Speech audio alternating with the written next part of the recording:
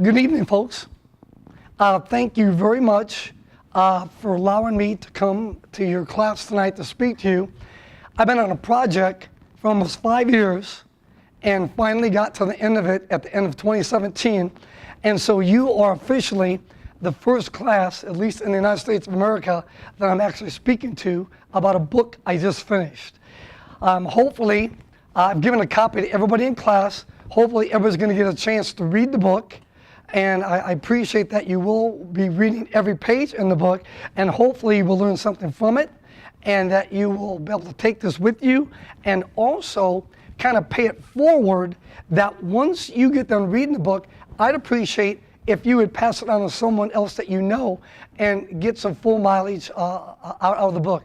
I did this project not to make money. I did this project as a pay it forward project. I'm at a point in my life that things have been good for me and my family, and there comes a point, and part of the reason why I'm glad the university allowed me to come is that you got to do some things that aren't for money. I'm an all business guy, and I think business, and in the book you're going to find that I state it's always about the money, but maybe it's not always about the money in every instance. So this is my Pay It Forward project, and I'm hoping to travel and speak to different groups relative to the book, and so I can't thank you enough for coming tonight. So with that being said, I want to start and open the book, and essentially you are my target audience. So after teaching for 30 years at the university level, I got a brainstorm about why not put some of the information I taught over 30 years into a book. The book is not all academic. To be honest with you, the appendix is academic, but most of the other dialogue in the book is self-help. So I don't know if you would have a better understanding or have an understanding of what self-help is, but it's where you read something or want to digest some educational information that will possibly help you to make your life better. There's a lot of self-help authors that are out there in the United States of America. I'm hoping that I wrote a book that's a little bit more unique in its presentation. In fact, as I wrote the book, naturally I bounced it off my mate, my wife, numerous times, and I asked her, and the same with me, have you ever read anything in one composite spot about all different subject matters? And I've not found this. So I did research before I wrote the book, and I've not found too many other books that take a composite approach at self-help in every regard. In fact, a lot of books like this are more investment, advisement oriented, and this book is not like that. Some of you got a copy of this book earlier and had a chance to look at it. It's not investment advice. It's about essentially how to, I guess, lead your life. And it's a behavioral book. A lot of it's pragmatic, basic information, but you find out a lot of people don't want to follow basic, pragmatic information. They would rather do something different than that. So hopefully the book is going to help you in that regard. First big concept I would like to talk about, I don't have this on the board, this is on page 8 in the book. It's about the self-fulfilling prophecy.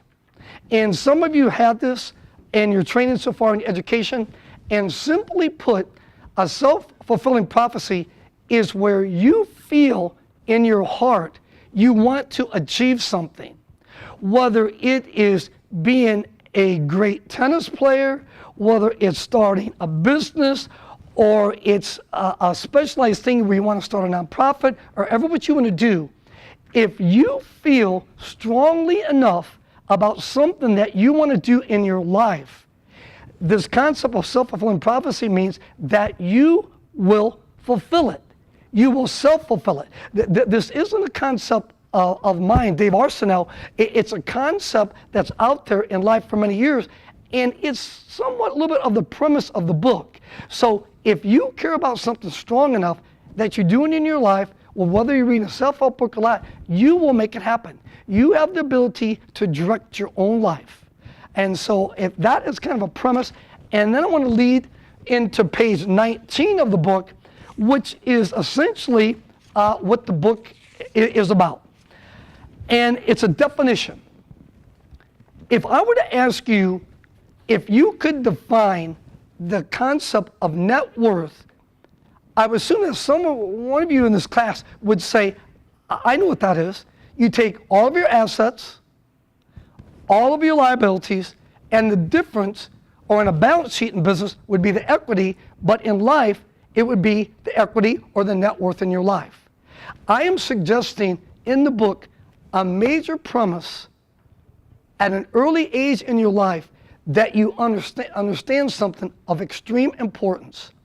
Your mom, dad, a friend, somebody may say to you, well, that number should be as big as you could ever make it. This might surprise you for some of you that know me in this room, but the fact of the matter is that I don't think that way.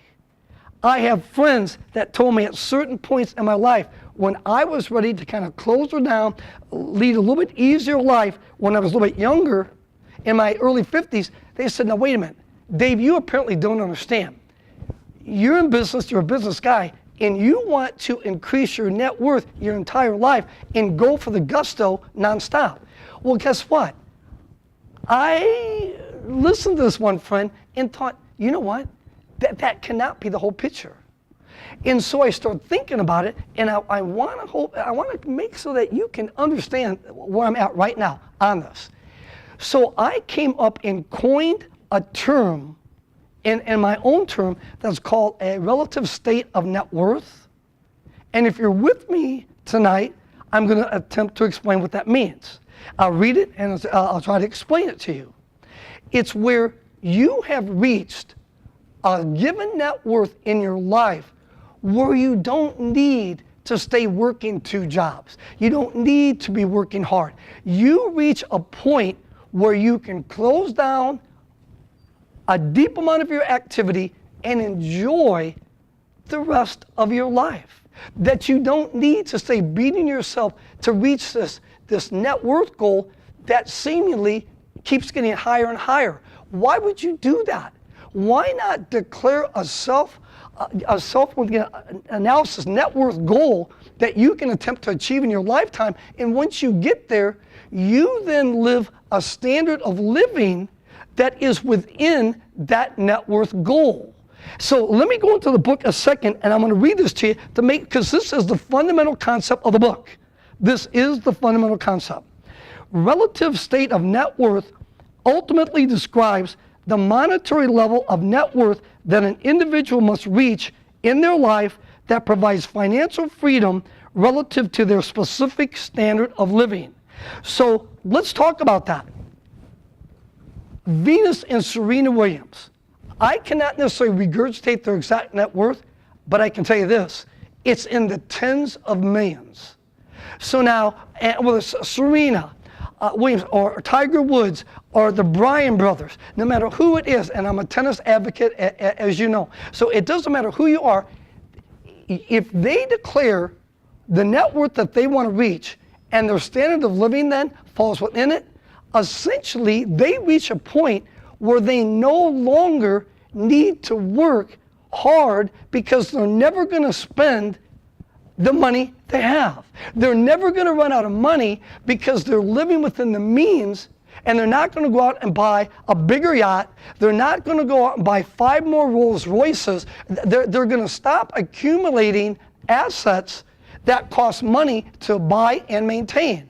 So is everybody with me on this concept?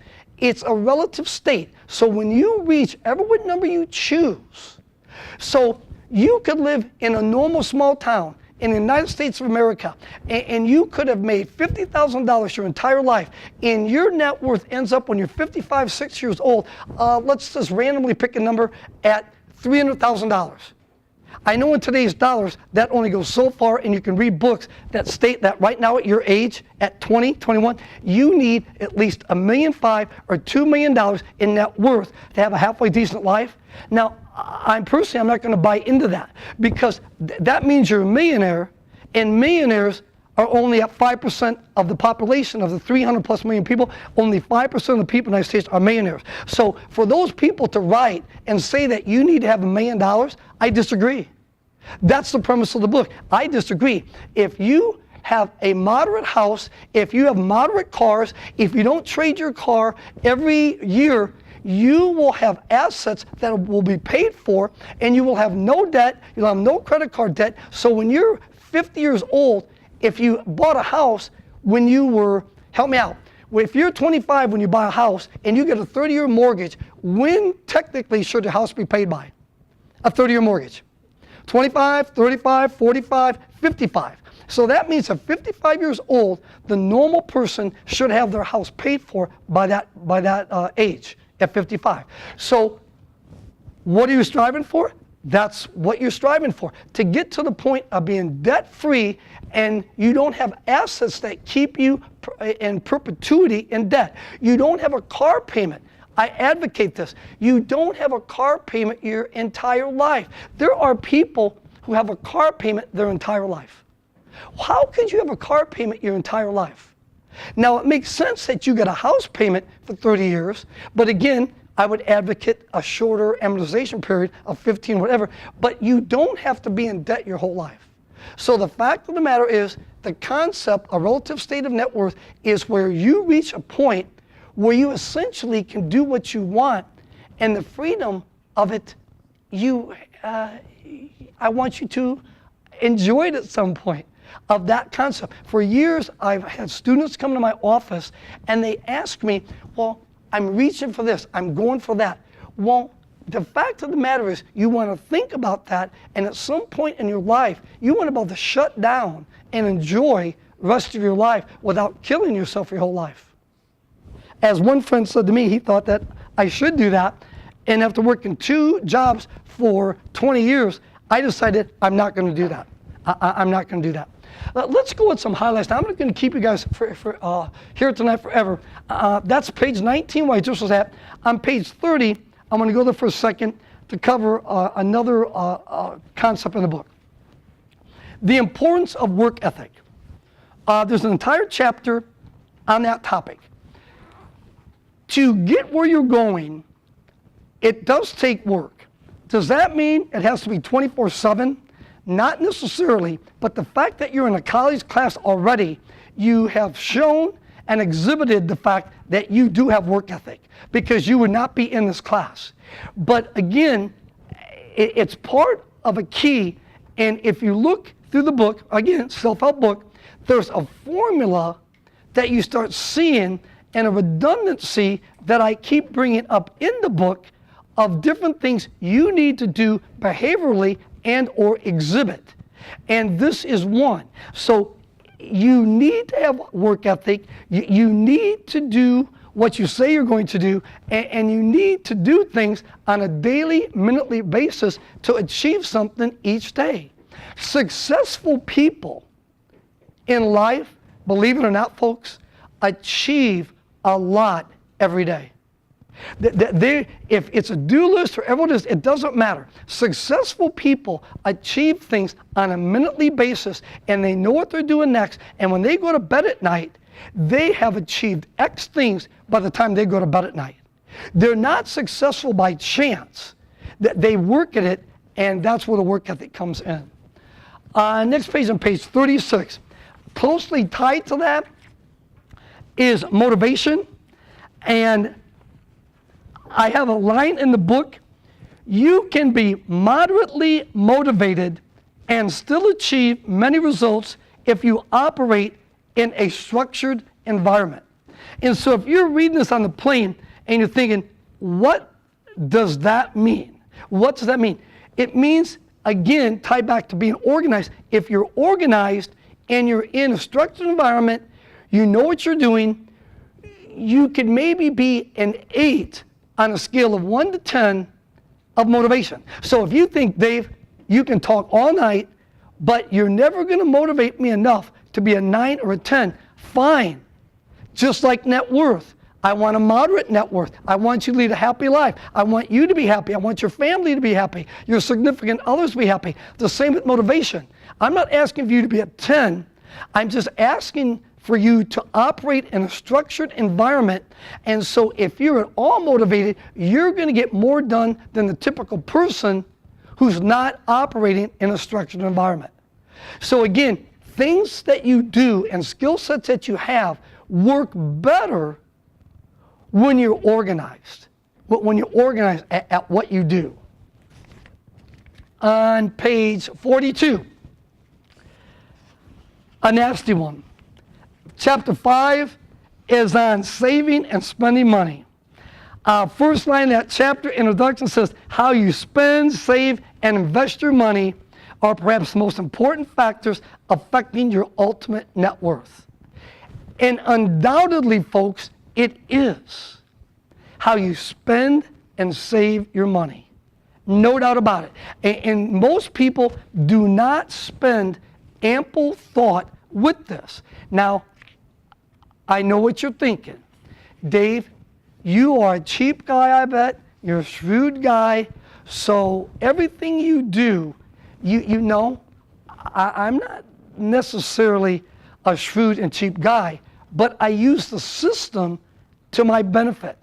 And so I think, and so you say, well then, you clip coupons, I know it's got to be there, you do this, you do that, you buy one thing, get one thing free. No, yeah, do I buy the lawnmower where I get no interest for 2 years and then pay it off at the end of 2 years? Yes, I'm going to take advantage of any business systems element thing that I can. But the fact of the matter is, it still boils down to a big factor. And you know what that is? Is living below your means. It's a concept you've heard, possibly from your parents, from other individuals, but living below your means is tough for most Americans. And the reason why it is the pressure that is in the environment. So you buy a house in a certain neighborhood, while your neighbors then drive cars that look better than yours. So you then feel, I live in a certain neighborhood, I should drive a certain kind of car. You look the way the people are dressed. You then worry about how you're dressed compared to your neighbors, to your colleagues at work. And so essentially what you start doing, you live above your means, and the money that you make, your yearly payroll check, whether it's you and your spouse, single income, dual income, you start spending all the money that you make.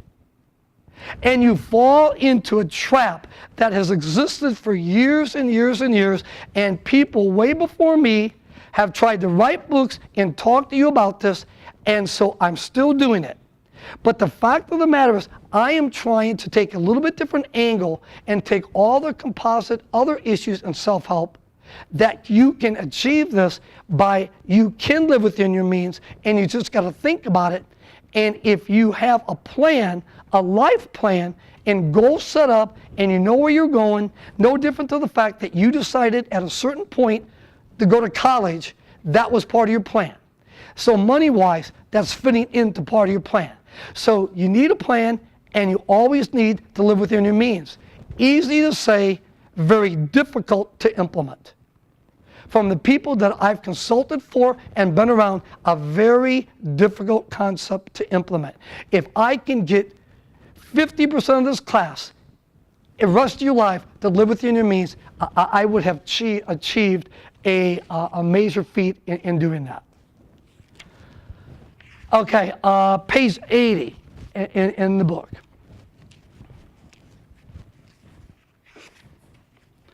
Defining success. You say, why did you wait so long, chapter 9, to get to this subject matter? Well, I wanted you to digest some other parts of the book before that you got to this chapter. By the way, who is measuring your level of success in life? Think about that. It's you. Even if you have a spouse, even if you're married, you are the one that's measuring your level of success. So why are you worrying about what someone else is thinking about what you have or what you don't have? You're the one. You know what's funny? In the book, I do something really weird, and I had a pre-reader of the book tell me to take this out. I talk about you're walking around, and we're talking about chapter on success, and you're at the grocery store, and I look at you, and it's really how many indicators are there about how successful you are? You know, there's different ways to gauge success. Your kids love you. You're educated. There's a lot of ways to gauge success. But the controversial thing I wrote into the book, I left, is that when you look at a person, there is a digital readout on their forehead that says their net worth. Can you imagine in life? Not, so you got another thing that says, you know, male, name, Dave, robotic, digital, here we go. But there's one other piece of information that's over here to the left, right above my temple, and it's a digital readout that says net worth. Can you imagine how that would affect society? That here's the person that's pulling up in the $80,000 Porsche, the $110,000, $250,000 Rolls Royce, and you then see on their forehead, you look at their shoes, you look at their Rolex watch, and now all of a sudden this readout says that all the things that they own and that you see, they owe 90% of that value of that asset. So their ultimate net worth is extremely low because everything they own is with debt. Are you with me? So guess where you see the true answer? Right there, on their temple. You see on their temple their actual net worth. Can you imagine if in reality, if that existed? So you would see a measure of success, if that's how you're measuring it, by a person's net worth, the way business people think. So if you were measuring it, there it is. It's digitally, it's right there on your forehead. It would dynamically change everything, because your value system and everything would change, because you would say, wait a minute, I need to change the way that looks. No differently when you get up in the morning, the way you dress. You look a certain way. You might want to comb your hair. You might not want to comb your hair. You might want to brush your teeth. Now you're trying to affect that digital readout that's actually telling people how successful you are, at least from a monetary perspective. Kind of an odd concept, but I'm trying to get to the point of what does success mean. And is it only money? No, there's many ways to gauge it, but the fact of the matter is you are the one that's ultimately gauging your level of success. Page 86 in the book.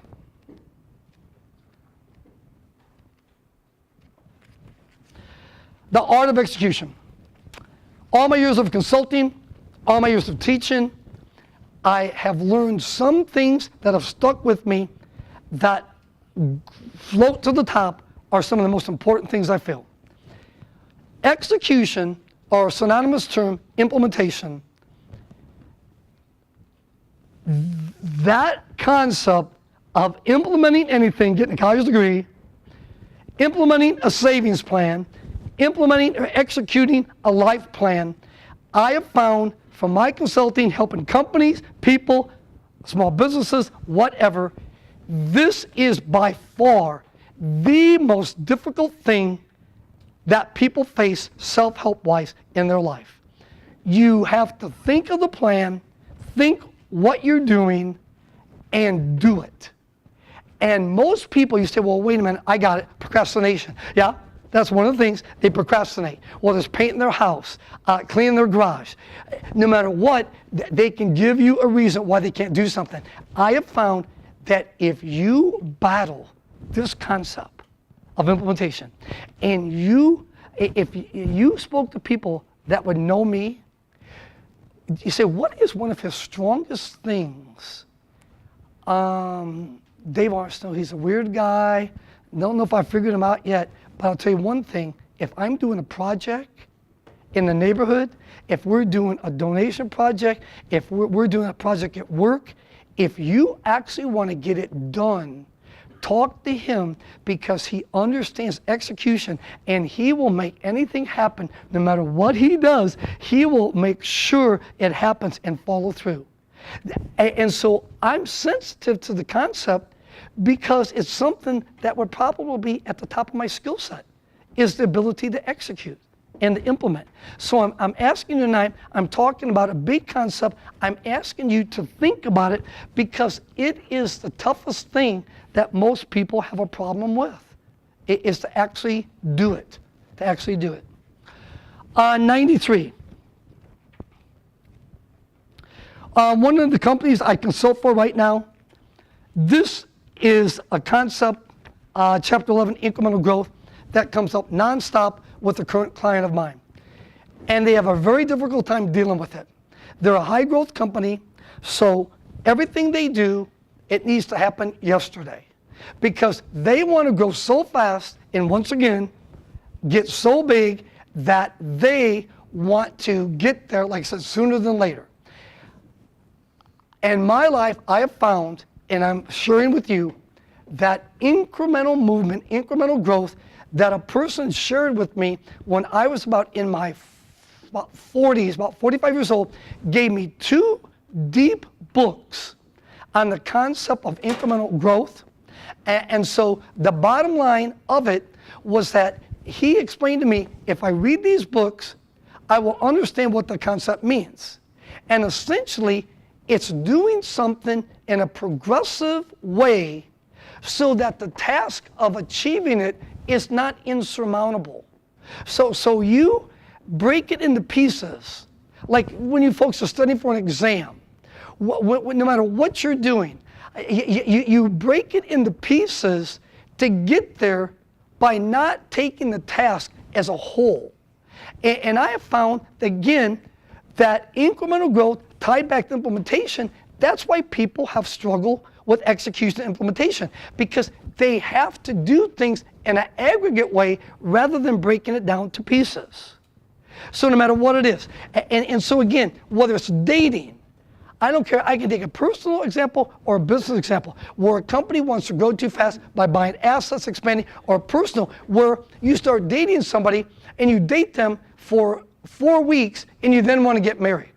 So you never want anything to move incrementally. You want it to happen. What's that called? I'm thinking of a term. Maybe you're not going to like this one. It's called instant gratification, where you got to have something instantly or you're not satisfied. Well, maybe you need to practice the opposite side of that, which is called delayed gratification, where you don't have to get something immediately to be successful or to be happy. Go at something incrementally, and you have a much greater chance of succeeding and being successful if you do that, if you do it that way. And last but not least for tonight, I've made you stay here tonight. I apologize. Again, thank you for letting me come and speak to you. On page 99 of the book is managing your life. It's not the final chapter, but it's where I want to stop tonight, managing your life. Those of you in this room that are business majors, you hopefully understand what the term management or managing means. I've always thought in my life, how can you, carry out your life without a plan, first of all, and then how can I teach you management or business and expect you to understand it if you don't even know how to manage your own life? How could you manage anyone else if you can't manage your own life? So a lot of you in the room tonight are business majors, so you're going to be in supervisory roles and manage people. So think about it. How can you, it's like somebody who is good at something or thinks they're good at it, but yet they don't practice it themselves. So you actually do and carry out what you profess. I've tried to do that most of my life. I profess certain things. I try to lead by what I profess. And so the life plan is the tool that you're putting down on paper to force yourself to manage your life in a certain way. And so you may see that as, well, I don't even like to write things down.